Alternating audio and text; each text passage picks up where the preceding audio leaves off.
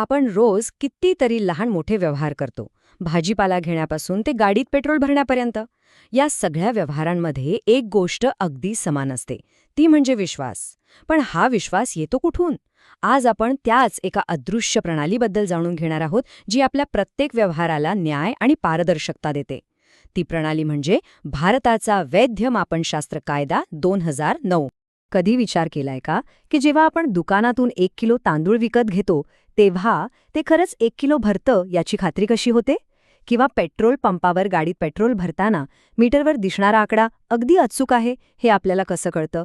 हा प्रश्न अगदी साधा वाटत असला तरी तो आपल्या रोजच्या जीवनाशी थेट जोडलेला आहे. चला, एक कल्पना करूया. समजा दोन वेगवेगळी जगं आहेत. एका जगात प्रत्येक दुकानदाराचं माप वेगळं आहे. तिथे फक्त गोंधळ आणि फसवणुकीला वाव आहे. आणि आता दुसरं जग बघा, जिथे 1 किलो म्हणजे सगळीकडे, अगदी सगळीकडे 1 किलोच. इथले सगळे व्यवहार विश्वासावर आणि समान नियमांवर चालतात. हाच तो फरक आहे जो प्रमाणित मापतोल पद्धतीमुळे पडतो. आणि हीच न्यायाची आणि समानतेची व्यवस्था जी सुनिश्चित करते ती अदृश्य प्रणाली म्हणजे वैध मापनशास्त्र कायदा 2009. हा कायदाच आपल्या व्यवहारांमध्ये अचूकता आणि पारदर्शकता आणतो. चला तर मग जरा खोलात शिरूया आणि पाहूया की हा कायदा नेमकं काम करतो तरी कसा. आपण या कायद्याला 6 सोप्या भागांमध्ये समजून घेणार आहोत. सगळ्यात आधी मापांना नियमांची गरज का आहे ते पाहू. मग एक देश एक मानक ही संकल्पना काय आहे ते बघू. त्यानंतर विक्रेते आणि उत्पादकांसाठी काय नियम आहेत, या नियमांची अंमलबजावणी कोण करतं, नियम मोडल्यास काय शिक्षा होते, आणि सगळ्यात शेवटी प्रत्येक व्यवहारात आपले अधिकार काय आहेत हे जाणून घेऊ. तर आपला पहिला भाग, मापनाला नियमांची गरज का आहे. याचं उत्तर अगदी सोपं आहे. प्रामाणिक व्यापाराचा पाया घालण्यासाठी.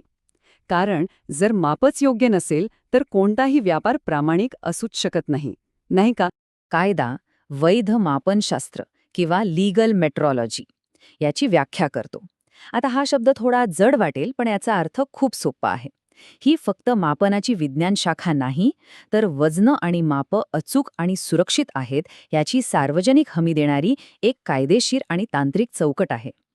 म्हणजे ही प्रणाली ग्राहक आणि विक्रेते दोघांनाही संरक्षण देते. चला आता वळूया दुसऱ्या भागाकडे. एक राष्ट्र एक मानक.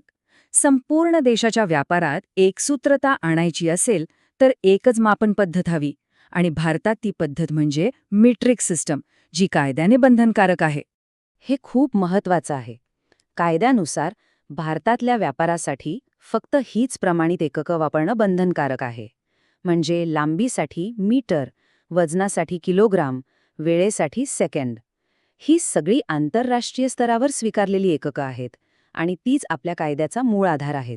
याचा सरळ सरळ अर्थ असा की कायद्यानुसार सगळ्या किमती, जाहिराती आणि व्यवहार फक्त आणि फक्त ह्याच प्रमाणित एककांमध्ये व्हायला हवेत.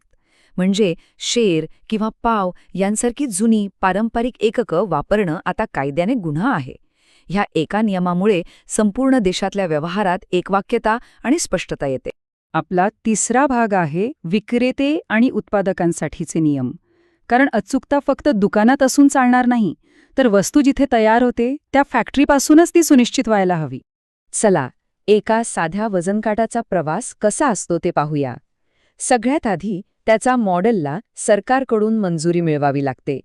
मग तो बनवण्यासाठी उत्पादकाला परवाना घ्यावा लागतो. आणि सर्वात महत्त्वाचं म्हणजे तो बाजारात येण्याआधी त्याची कसून तपासणी करून त्यावर सरकारी शिक्का मारला जातो. या 3 टप्प्यांमुळेच आपल्यापर्यंत अचूक माप पोहोचतं. इतकंच नाही, व्यावसायिकांना त्यांच्या सगळ्या नोंदी व्यवस्थित ठेवाव्या लागतात. पॅक केलेल्या वस्तूंवर समजा बिस्किटाचा पुडा असेल तर त्यावर वजन, किंमत, पत्ता अशी सगळी माहिती स्पष्टपणे देणं बंधनकारक आहे. आणि जे लोक वजनं किंवा मापे परदेशातून आयात करतात त्यांनाही नोंदणी करावी लागते. हे सगळे नियम फक्त आणि फक्त पारदर्शकतेसाठी आहेत. आता येतो चौथा भाग, म्हणजे आपले मापतोल पोलीस. अहो, नियम तर बनवले, पण ते पाळले जात आहेत की नाही हे कोण पाहणार? तर इथे येतात वैध मापनशास्त्र अधिकारी. या कायद्यानुसार या अधिकाऱ्यांना खूप मोठे अधिकार दिलेले आहेत. ते कोणत्याही दुकानात किंवा व्यावसायिक जागेत प्रवेश करून तपासणी करू शकतात. तिथली वजनं, मापे आणि नोंदी तपासू शकतात आणि कोणतीही चुकीची किंवा शिक्का नसलेली वस्तू थेट जप्त करू शकतात. एवढंच नाही तर गुन्ह्याचा पुरावा म्हणून आवश्यक कागदपत्र हे जप्त करण्याचा त्यांना पूर्ण अधिकार आहे. आणि आपला 5वा भाग, जेव्हा तराजू चुकीच्या बाजूला झुकतो, म्हणजे जर कोणी नियम मोडले तर काय? या कायद्यात फसवणूक रोखण्यासाठी खूप कठोर दंडाची तरतूद आहे. ह्या कायद्याचं कलम 12 तर इतकं स्पष्ट आणि महत्वाचं आहे ना, ते सांगतं की कोणतीही जुनी प्रथा, परंपरा किंवा पद्धत जी एखाद्या व्यक्तीला ठरलेल्या प्रमाणापेक्षा कमी किंवा जास्त वस्तू द्यायला किंवा घ्यायला सांगते, ती पूर्णपणे अवैध मानली जाईल. सोप्या भाषेत सांगायचं तर मापात पाप करण्याची कोणतीही पद्धत कायद्यानं रद्दबातल ठरवली आहे. चला, काही सामान्य गुन्हे आणि त्यासाठी काय शिक्षा आहे ते पाहूया. उदाहरणार्थ, जर कोणी शिक्का नसलेलं माप वापरत असेल तर त्याला 10,000 रुपयांपर्यंत दंड होऊ शकतो. ग्राहकाला कमी माल दिला तरीही 10,000 रुपयांपर्यंत दंड आहे. आणि सर्वात गंभीर गुन्हा म्हणजे फसवण्याच्या उद्देशाने मापामध्ये जर कोणी फेरफार केला तर त्याला तब्बल 50,000 रुपयांपर्यंत दंड होऊ शकतो. आणि आता येतो शेवटचा आणि सगळ्यात महत्त्वाचा भाग, प्रत्येक व्यवहारात आपले हक्क. एक ग्राहक म्हणून हा कायदा आपल्याला कसं संरक्षण देतो हे समजून घेणं आपल्या सगळ्यांसाठी खूप गरजेचं आहे. तर लक्षात ठेवा, आपली मुख्य हक्क काय आहेत. 1. प्रमाणित एककांमध्येच वस्तू विकत घेण्याचा हक्क. 2. पॅकेटवर वजन आणि किंमत याबद्दल स्पष्ट माहिती मिळवण्याचा हक्क. 3.